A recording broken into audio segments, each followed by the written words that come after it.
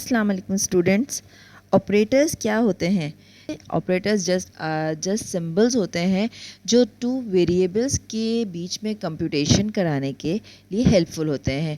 Two variables हों या to expressions हों तो ऑपरेटर्स वो सिंबल्स होते हैं जो इन टू एक्सप्रेशंस या ऑपरेशन वेरिएबल्स के दरमियान कंप्यूटेशन कराने के लिए हेल्पफुल होते हैं। असाइनमेंट ऑपरेटर होता है हमारे पास अरिथमेटिक ऑपरेटर होता है, अरिथमेटिक असाइनमेंट है। अरिथमेटिक असाइनमेंट के साथ हम इंक्रीमेंट एंड डिक्रीमेंट ऑपरेटर्स हैं, लॉजिकल एंड रिलेशनल ऑपरेटर्स हैं, और साथ ही हमारे पास टर्नरी ऑपरेटर्स होते हैं। असाइनमेंट ऑपरेटर, जैसे कि असाइनमेंट ऑपरेटर के नाम से सजेस्टेड है कि ये कुछ असाइन करता है, कुछ वैल्यू सेव कराता है। असाइनमेंट ऑपरेटर का सिंटेक्स कुछ इस तरह से होता है कि इसकी लेफ्ट हैंड साइड पे वेरिएबल नेम होता है और फिर एक ये इक्वल्स टू की साइन सिंबल जो है असाइनमेंट का, और फिर कोई वैल्यू असाइन कर दी जाती है। ये हमारे पास 5 इसके अंदर असाइन हो रही है, सेव हो रही है ए के अंदर। इसी तरह से हम एक्सप्रेशंस को भी असाइन कर सकते हैं। जैसे हमने यहाँ पे एक एक्सप्रेशन है x प्लस वाई, एक पूरी एक्सप्रेशन है। ऐसी स्टेटमेंट्स के जिनमें हमें वेरिएबल्स के साथ सिंबल्स रखते हैं उन्हें एक्सप्रेशंस कहा जाता है, और ये पूरी एक्सप्रेशन है जो असाइन हो रही है ए के अंदर। और ये जो लाइन आपको नज़र आ रही है a is equal to x plus y, this is a statement. फिर हम देखते हैं कि अरिथमेटिक ऑपरेटर्स कौन कौन से हैं। इसके अंदर हमारे पास मल्टीप्लिकेशन, डिवीजन, मॉड्यूलस, प्लस और माइनस की साइंस आती हैं। मल्टीप्लिकेशन बहुत सिंपल है, टू नंबर्स के दरमियान हमने मल्टीप्लिकेशन की, उसका आंसर हमारे पास 10 आ गया। ये जो डिवीजन की साइन है ये कोशेंट लेकर आती है। कोशेंट यानी कि जो आंसर है, जैसे कि 5 जब डिवाइडेड बाय 2 होता है तो 2 2 ज़ा 4, और 4 के बाद हम देखते हैं कि 2 हमारे वेरिएबल में हमारे पास 1 आ रहा है और 2 हमारे पास कोशेंट आ रहा है, तो इसका रिटर्न वैल्यू होगी हमारे पास 2 जब इंटीजर नंबर 5 और इंटीजर नंबर 2 डिवाइड करेंगे। 5 डिवाइड बाय 2 होगा। इसी तरह से जब हम मॉड्यूलस की बात करते हैं, ये जो परसेंट की साइन है ये मॉड्यूलस कहलाता है। मॉड्यूलस मीन्स कि it brings the remainder of first when first number is mod by second number. तो यानी 20 को जब हमने देखा कि डिवाइड किया हमने 6 से, तो मॉड्यूलस एक्चुअली हम निकाल रहे हैं, तो ये होता डिवीजन ही है, लेकिन ये रिमाइंडर रिटर्न करता है। रिटर्न वैल्यू में हमारे पास 2 आएगा, 3 नहीं आएगा। फिर प्लस की sign normal, negative sign arithmetic operators हमारे पास सिंपल हैं। तो अरिथमेटिक असाइनमेंट ऑपरेटर वो ऑपरेटर होता है कि जिसमें हम अरिथमेटिक ऑपरेटर को असाइनमेंट ऑपरेटर के साथ लिखते हैं। जिस तरह कि आप यहाँ देख सक रहे हैं, यहाँ पे देख सकते हैं आप कि ए के साथ मैंने प्लस की साइन भी लगाई है और इक्वल्स टू। ये जो प्लस इज इक्वल टू है ये बेसिकली असाइनमेंट हो रहा है लेफ्ट हैंड वेरिएबल के अंदर along with the operation of with the right hand operand। यानी कि क्या, a अगर हमको इसको देखें ना इस ऑपरेशन को, तो ये एक्चुअली में a is equal to a plus b 5 हो रहा है। ये एक्चुअली में a प्लस 5 हो रहा है, यानी ये वेरिएबल इसके साथ ऑपरेट हो रहा है plus assignment operator plus operator से ऐड हो रहा है, और फिर जब ये एडिशन हो जाती है तो फिर ये इसको असाइन कर देता है, सेव करा देता है उसी वैल्यू को again in the variable a। इसी तरह से हम सेकेंड स्निपेट में देख सकते हैं यहाँ पर कि हमने लिखा है a plus is equal to x plus y. जो x प्लस वाई ऑपरेशन हो रहा है ये 2 वेरिएबल्स हैं, और ये एक्चुअली में a के साथ भी ऐड हो रहे हैं और फिर यही वैल्यू सेव करा रहे हैं a के अंदर। तो ये अरिथमेटिक असाइनमेंट ऑपरेटर है। और बहुत सारे ऑपरेटर्स के साथ हमारे अरिथमेटिक असाइनमेंट होते हैं। वैसे जैसे कि हमने देखा यहाँ पे कि मल्टीप्लिकेशन इज इक्वल टू, तो इसके अंदर क्या हो रहा है कि a, इसको एक्सपेंडेड फॉर्म इसकी ये है कि a is equal to a multiply by 5। इसकी तरह इसकी एक्सपेंडेड फॉर्म हमारे पास a is equal to a divide by 5 है। जब हम modulus division sign is equal to और इज इक्वल टू एक साथ लगाते हैं तो फिर ये a divide is equal to 5 is equal to, यानी कि इसकी एक्सपेंडेड फॉर्म ये है।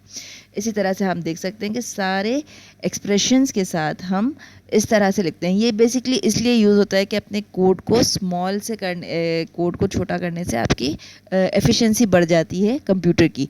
तो इस वजह से हम इस एफिशिएंसी को बढ़ाने के लिए इस तरह के कंपाइलर ने फीचर्स दिए हैं ताकि आपके कोड का साइज़ कम हो, और जितना कम होगा उतना आपका एफिशिएंट कोड चलेगा।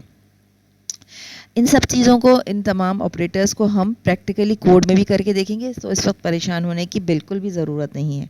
इंक्रीमेंट एंड डिक्रीमेंट ऑपरेटर्स यानी कि ये यूनरी ऑपरेटर्स हैं। सिंगल वेरिएबल के अंदर हम देख सकते हैं कि ये प्लस प्लस की साइन और माइनस माइनस की साइन होते हैं। इंक्रीमेंट ऑपरेटर्स यानी प्लस प्लस होते हैं और डिक्रीमेंट हमारे पास माइनस माइनस होते हैं।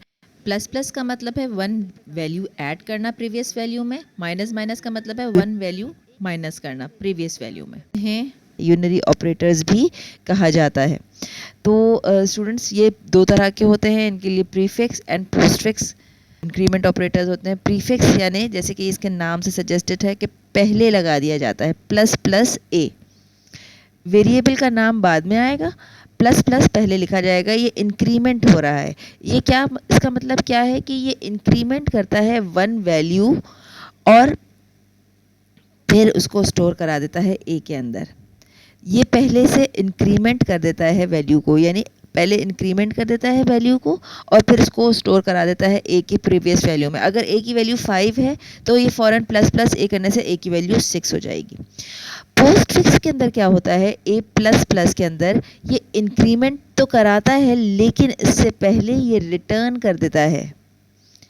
पहले this is postfix, the value of A is written first. पहले ए की वैल्यू को कहीं ना कहीं स्टोर करा देता है और फिर नेक्स्ट स्टेटमेंट को एग्जीक्यूट करने से पहले उसको इंक्रीमेंट करा देता है। ये चीज़ मैं आपको आराम से कोड में भी समझाऊंगी स्टूडेंट्स। सिर्फ इस वक्त ये समझिए कि ये पहले वैल्यू को सेव कराएगा किसी भी वेरिएबल के अंदर और फिर उसको इंक्रीमेंट करेगा 1। ये पोस्टफिक्स की फंक्शनैलिटी है।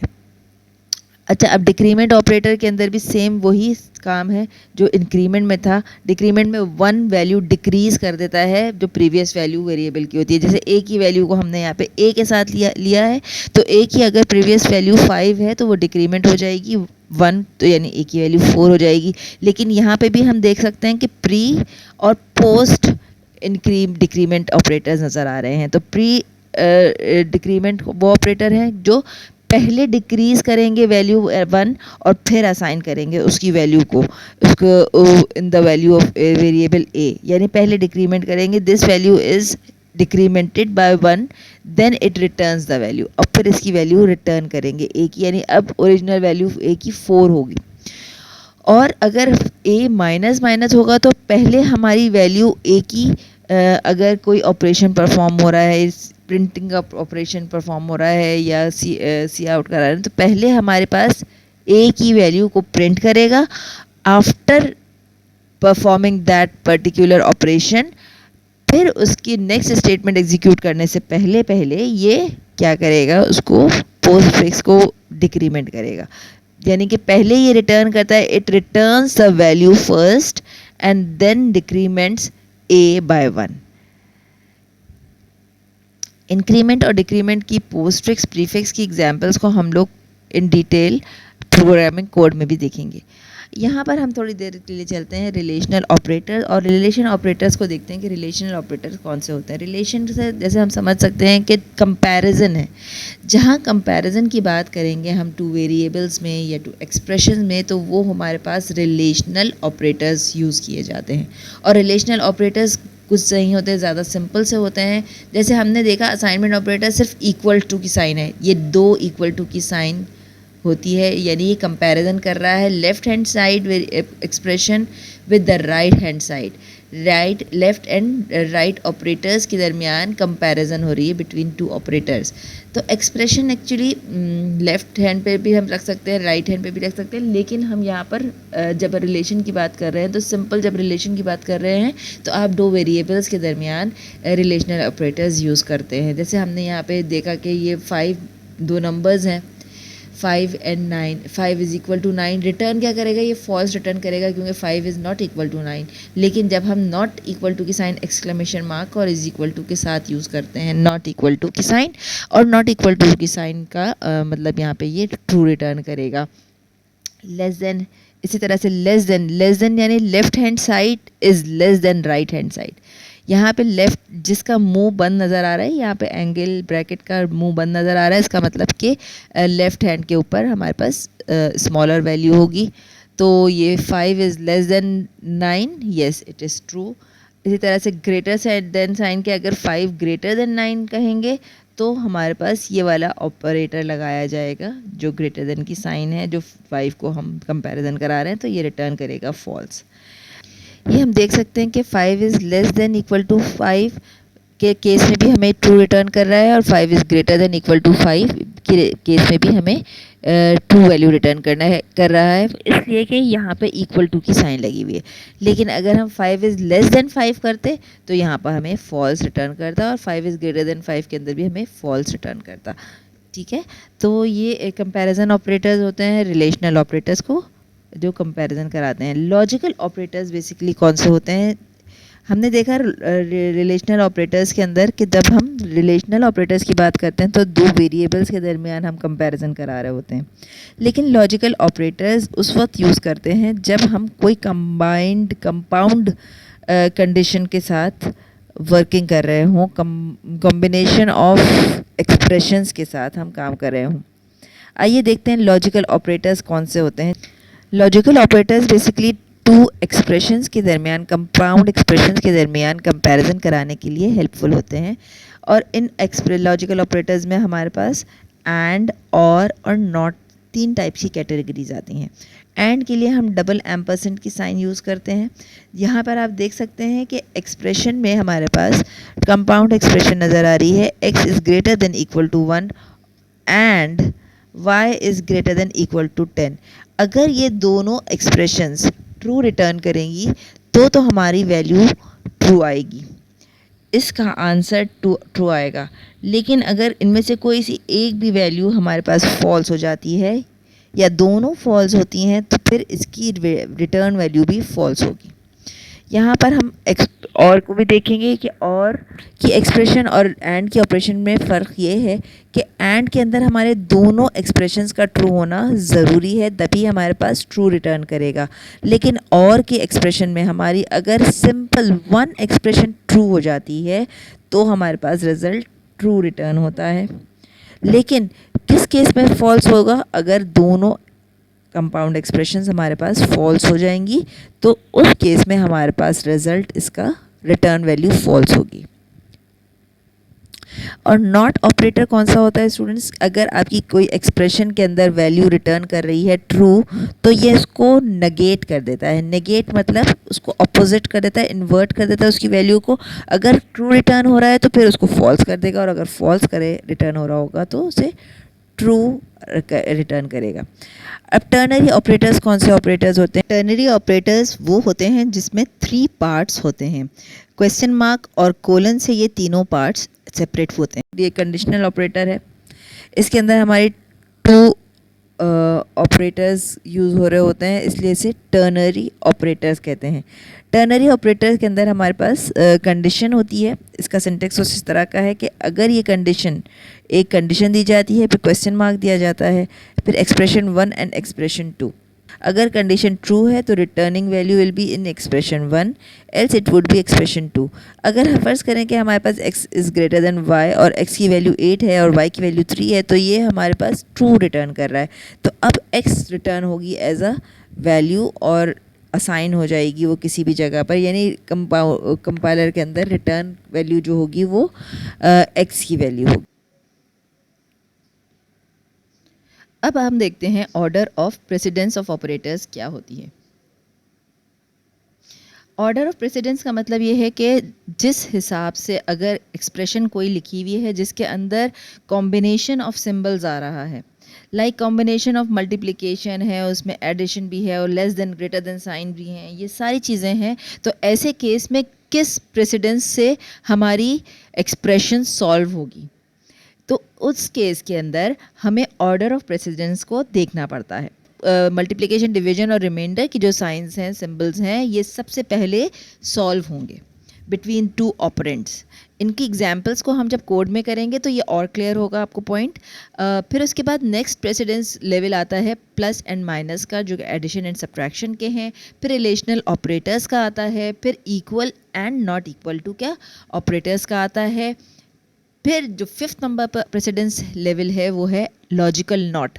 स्टूडेंट्स ये बात याद रखिएगा, ये आप लोग को चार्ट याद होना चाहिए, प्रेसिडेंस ऑर्डर आपको याद होना चाहिए, क्योंकि आपके पास क्वेश्चंस में किसी तरह से भी क्वेश्चन आ सकता है, आपसे पूछा जा सकता है, मिक्स प्लेट बनाकर एक एक्सप्रेशन दी जा सकती है, लेकिन उसके अंदर सबसे पहले ऑर्डर ऑफ प्रेसिडेंस कौन सा सॉल्व होगा ये आपको जानना और आपको सही से बताना ज़रूरी है। फिर लेवल 6 पर आप देख सकते हैं कि एम्परसेंट आ रहा है, डबल एंड की जो साइन है वो लॉजिकल एंड है। डबल और के लिए हम 2 बार्स का सिंबल यूज़ करते हैं। In the last assignment operator की वैल्यू आती है। फिर स्टूडेंट्स हमारे पास यूनरी, बाइनरी और टर्नरी ऑपरेटर्स कौन से ऑपरेटर्स होते हैं? यूनरी ऑपरेटर्स वो ऑपरेटर्स होते हैं जो जिन पर हम सिंगल ऑपरेंट में परफॉर्मेंस कंप्यूटेशन हो रही होती है, उन्हें हम यूनरी ऑपरेटर्स कहते हैं। जैसे हमने देखा ए डबल प्लस या ए डबल माइनस या माइनस माइनस, पोस्टफिक्स और prefix, increment and decrement operators. फिर ऑपरेटर्स हमारे पास होते हैं जो बाइनरी ऑपरेटर्स होते हैं, वो होते हैं जिनके अंदर 2 ऑपरेंट्स के दरमियान फंक्शनैलिटी या कंप्यूटेशन हो रही होती है। Thirdly we come to ternary operators. Ternary operators के 3 पार्ट्स होने की वजह से इसे टर्नरी कहा जाता है। फर्स्ट पार्ट इसका कंडीशन होता है, सेकेंड पार्ट इसका एक्सप्रेशन 1 और फिर थर्ड पार्ट इसका एक्सप्रेशन 2।